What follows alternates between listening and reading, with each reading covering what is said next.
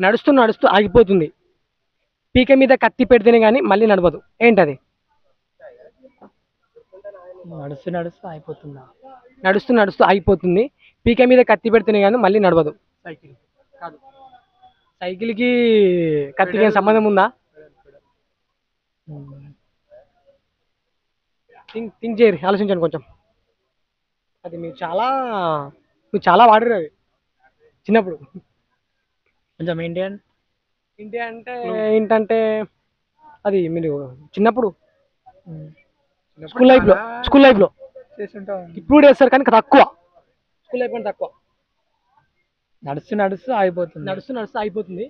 పీక మీద కత్తి పెడితేనే కానీ మళ్ళీ నడవదు. పెన్ను.